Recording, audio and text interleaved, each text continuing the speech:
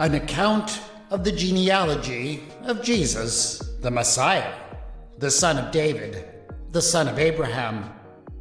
Abraham was the father of Isaac, and Isaac the father of Jacob, and Jacob the father of Judah and his brothers, and Judah the father of Perez and Zerah by Tamar, and Perez the father of Hezron, and Hezron the father of Aram, and Aram the father of Amminadab, and Amminadab the father of Nahshon, and Nahshon the father of Salmon, and Salmon the father of Boaz by Rahab, and Boaz the father of Obed by Ruth, and Obed the father of Jesse, and Jesse the father of King David, and David was the father of Solomon by the wife of Uriah, and Solomon the father of Rehoboam, and Rehoboam the father of Abijah, and Abijah the father of Asa.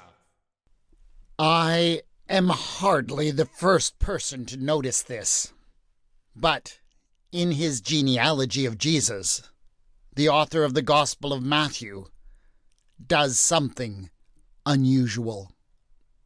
He includes the name of 4 women, apart from the name of Mary, Jesus' mother.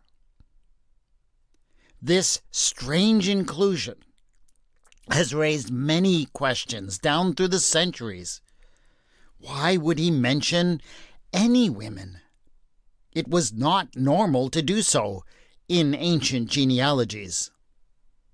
I know that would be ridiculous for us, but as far as they were concerned, male ancestors were the only ancestors that mattered.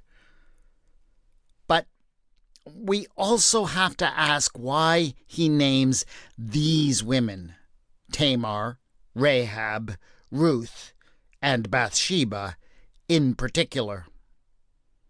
There are a few things they have in common. They all appear to be foreigners. Tamar and Rahab were Canaanites. Ruth was a Moabite. And Bathsheba was married to a Hittite. They also seem to all have had somewhat troubling sexual histories. Tamar and Rahab were prostitutes. Ruth seduced Boaz on the threshing floor, and Bathsheba was famously raped by King David. Given all of this, many have reflected down through the years on what Matthew is trying to say by including these specific women in his genealogy. And many of these reflections have brought out some of the deeper theological meanings of this gospel. But Matthew was not just a theologian. He was also a master storyteller. So I was thinking that maybe he doesn't just name these women to make theological points. Maybe he is going out of his way to bring them into his story as characters. By opening his gospel with a genealogy, Matthew is summoning all of these ancestors of Jesus to witness the story he is about to tell. And particularly these 4 women. They are not here as silent witnesses, nor mere theological signifiers. They are part of the story. And with that in mind, what do these 4 have to bring to the story that is being told? Well, here's something to think about. They are all mothers. What's more, they are all mothers who became mothers under somewhat murky circumstances. They had to struggle to have their children, and they had to deal with the disapproval of others in their struggle. They also, and in their own ways, saved their nation. And yes, I think that means that they have a great deal to say to the story that opens the Gospel of Matthew. The story of a man named Joseph, who is struggling to know what to do when he finds out that the woman he is engaged to is already pregnant. So, here's a question for you. What would these ancestral witnesses say to Joseph in his troubled sleep if they appeared to him in his dreams, much like the ghosts of Christmas, past, present, and future, in Dickens' famous tale? How might they have prepared him for the angelic message that was on its way? This is Retelling the Bible.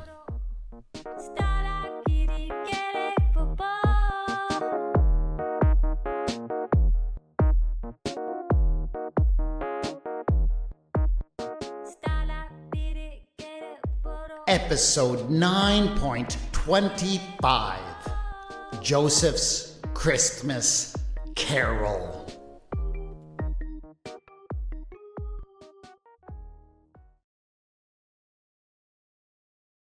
Stille Nacht, heilige Nacht, alles schläft, einsam Nacht. Dear Joseph, I am your great, I think maybe 40 times great grandmother. The first ghost announced herself. And I know you are feeling somewhat torn over the marriage that your parents have arranged with the young woman, Mary.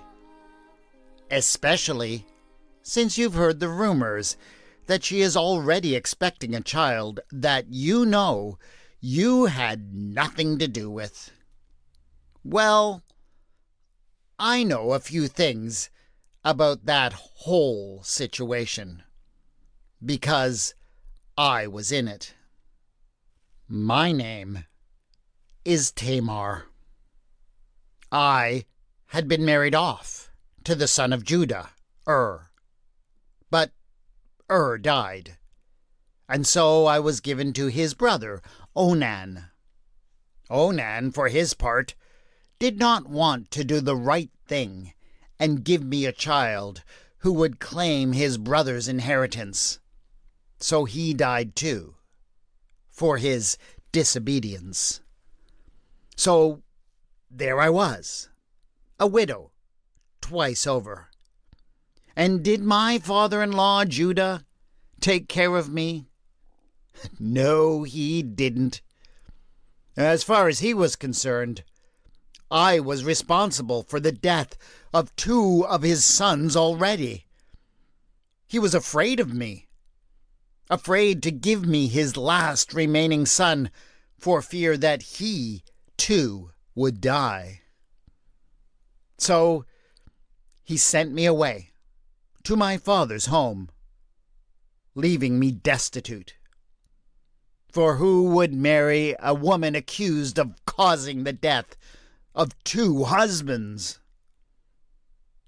It was bad enough that Judah had abandoned me, but he also abandoned something else: his responsibility to his family. Because he was afraid of doing the right thing for me, he was risking the future of that family. So I had to step in and save not just myself, but the entire tribe, and ultimately the nation of Judah. And yes, the way I did that was questionable, to say the least. I did disguise myself as a prostitute, and I got a child off my own father-in-law. And that is how I ended up in a position much like the one that your Mary finds herself. I had been put into an impossible situation, but I acted decisively, and not just to save myself, to save the nation that would eventually come to be. I saved the future that you are now living in. And in the end, my father-in-law, Judah, had to admit that I was in the right, and he was in the wrong. So, Joseph, I guess I'm just saying that you need to look past a situation that appears bad or shameful. Don't judge what things look like without really seeing the person behind the situation.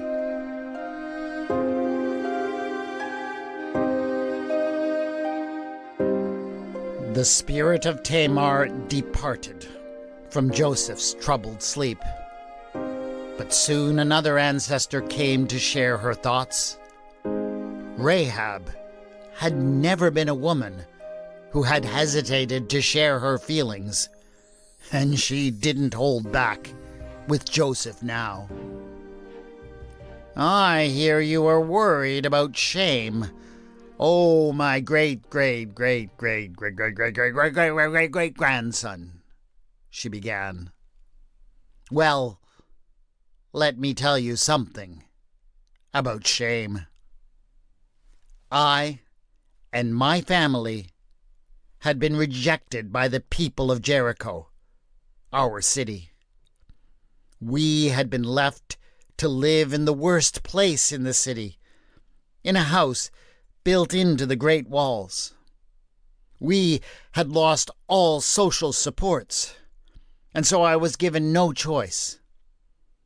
If I was going to be able to support my family, I would have to enter into the world's oldest profession, which meant, of course, that I became even more rejected and maligned.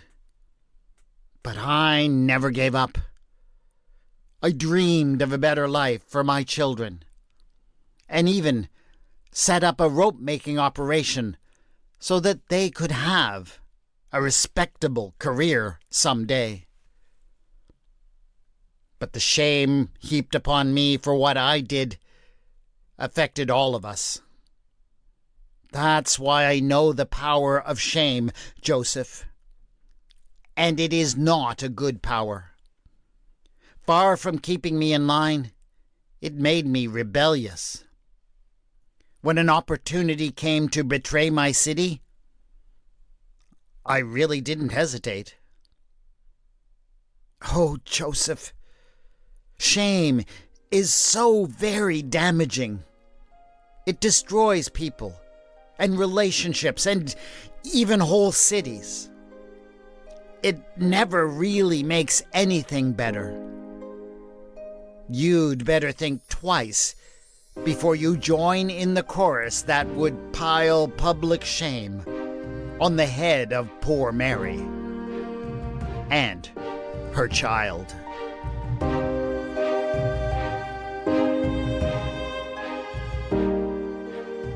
After the ghost of Rahab had departed, her granddaughter-in-law, Ruth, arrived. Although, of course, it is possible that the gospel writer skipped a few generations, and she was a more distant descendant than that. Joseph, she began without hesitation, it is Ruth. And as your ancestor, and the great-grandmother of King David, there are a few things I think you need to know about Mary and her situation. She is all alone now. Because of this scandal that has come up around her, and this questionable pregnancy, she doesn't really have anyone to turn to. I know exactly what that is like. When Naomi and I came back from Moab, with both of our husbands dead and no children, we only had each other. And yes, that woman meant the world to me. I loved her as I loved my own life. But the rules of our society were that women were simply not able to support one another in that way. Joseph, I know that because of what my grandmother-in-law said, you're thinking that you should send Mary away quietly, because at least that way she will not be subjected to public shame. But you have to understand the world of isolation you would be sending her into. Naomi and I were at our worst. We were teetering on the edge of starvation, and I had to go gleaning in the fields at harvest time. A situation where women like me were often attacked. We almost didn't make it. But someone helped us. And yes, I did kind of have to go and find Boaz, and he took a little bit of persuading. But he became our Redeemer. And with his help, Naomi and I and he and our son became the family that we needed together. But it almost didn't happen. If no one had helped us, it wouldn't have happened.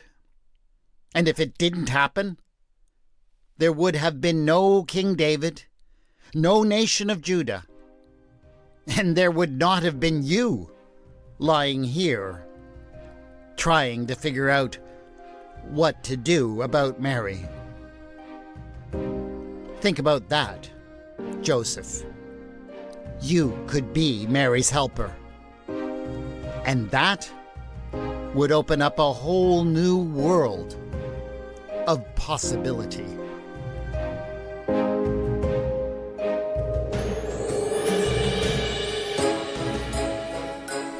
There was one more visitor who came to disturb Joseph's sleep and prepare his mind for the angelic announcement that was on its way. Her name was Bathsheba. Now, here was an ancestor of Joseph that everyone had underestimated. Even the gospel writer thought little enough of her that he didn't bother to name her, just referred to her by her husband's name, Uriah. But Bathsheba had a few thoughts about that, and she didn't hesitate to share them with Joseph. Everyone thought of me as a helpless woman, she declared, but I am a survivor. When David spied upon me while I was bathing in a private space in my husband's home, when he used his high position to peer over walls, I was helpless. When he summoned me, I had no choice but to go to him. When he directed me into his bedchamber, I could not resist him. But I survived the devastation of that night. And then, when I fell pregnant, David did not care about me. He cared only about himself and his position. In his efforts to escape accountability for his actions, He did terrible things.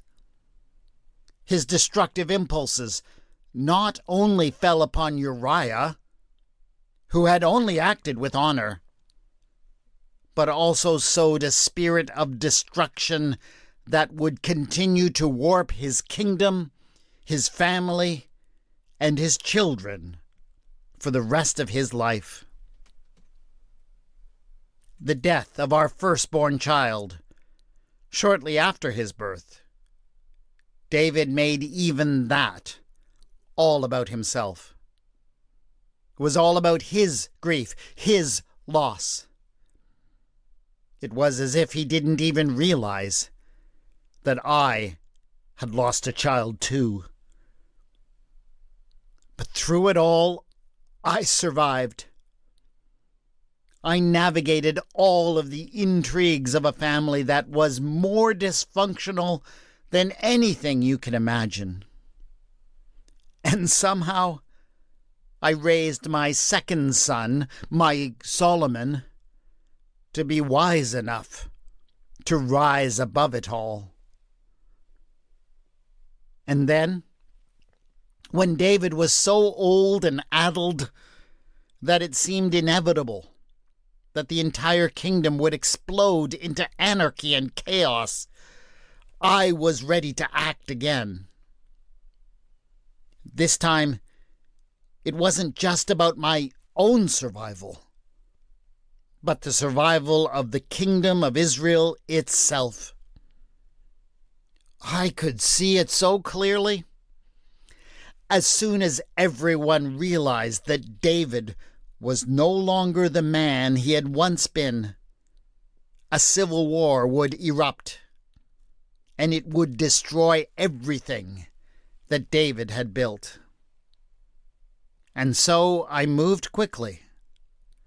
With the help of Nathan, I persuaded David to fulfill a promise he had made me a long time before. He let go of his power and placed my Solomon on the throne. I did that. Me. Not too bad for someone whom everyone had written off as a helpless woman that they could use however they wished. Never underestimate the power of a survivor. And I've seen this Mary of yours, Joseph. She is a survivor. She is worthy of whatever chance you can offer her.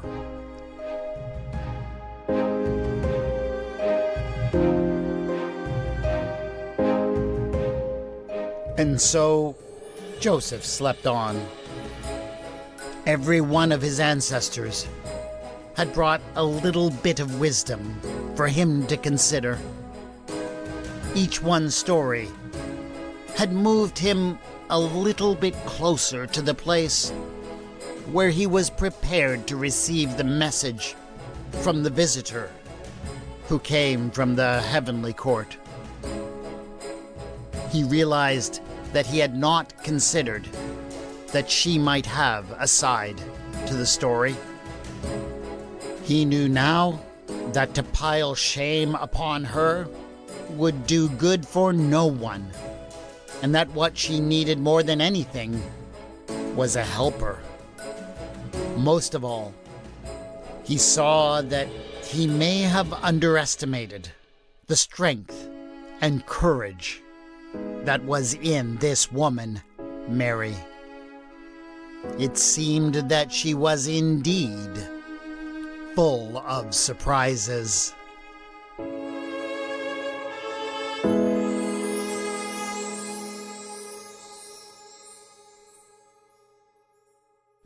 The Gospel of Matthew says that the visit of an angel to Joseph in his dream was what persuaded him not to put Mary aside. But I can't help but think that Matthew is suggesting that Joseph could have found some strength and wisdom to embrace that message from the stories of his extraordinary female ancestors. Certainly they, together with Mary, ought to teach all of us never to discount anyone, least of all a woman, because their circumstances have put them into what looks like a bad place. That is it for this episode of Retelling the Bible. Join us again in 2 weeks' time for another very special Christmas story. 2 weeks? Why, that might just be Christmas Eve. The theme music for the podcast is Ada by Kevin MacLeod, and the mood music for this episode was Stille Nacht by Sasha End. The music is licensed in the Creative Commons and can be found at incompetech.com and at nd.app, respectively. You can contact me on Bluesky at Retelling the Bible and on the Facebook page Retelling the Bible. Show notes have been posted at retellingthebible.wordpress.com, and there you will also find links to the stories of Tamar, Rahab, Ruth, and Bathsheba that I have previously done on this podcast. Thanks to my friends on Patreon for your support. It means so much. Go to patreon.com/retellingthebible to join them in supporting this podcast. This is Retelling the Bible, and I have been your storyteller, W. Scott McCandless.